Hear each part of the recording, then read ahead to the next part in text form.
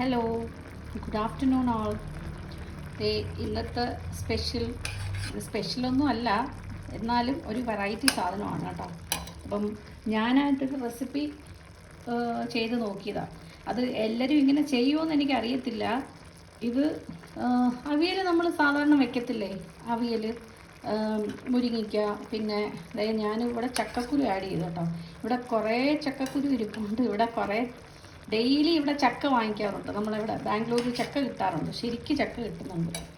അത് നല്ല തേൻ വരിക്ക അങ്ങനെയൊക്കെയുള്ള പല വെറൈറ്റീസ് ചക്ക ഇവിടെയും കിട്ടുന്നുണ്ട് ബാംഗ്ലൂർ നമുക്ക്. അപ്പം അതിൻ്റെ ചക്കക്കുരു ഞാനെടുത്ത് മാറ്റി വെച്ചിരിക്കും.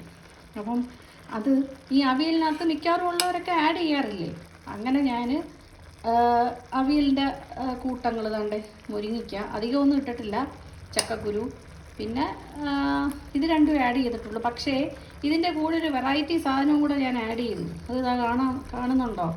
ഇത് കണവയാണ് കേട്ടോ, സ്ക്വിഡ്. ഞാൻ ഇതിൻ്റെ കൂട്ടത്തിലങ്ങ് ഇട്ട്.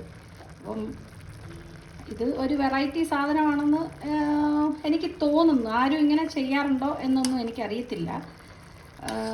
അപ്പം ഞാൻ ഇതിൻ്റെ കൂടെ ഇതിട്ട് ഇതിപ്പോൾ രണ്ടാമത്തെ തവണയാണ് ഞാനിങ്ങനെ വെക്കുന്നത് കേട്ടോ. അപ്പോൾ എല്ലാവർക്കും ഇത് ഇഷ്ടമായി. അന്നേരം ഇത് സാധാരണ എല്ലാവരും വെറും തോരനായിട്ടല്ലേ വെക്കുന്നത്, സ്ക്വിഡ് വെച്ചിട്ട്.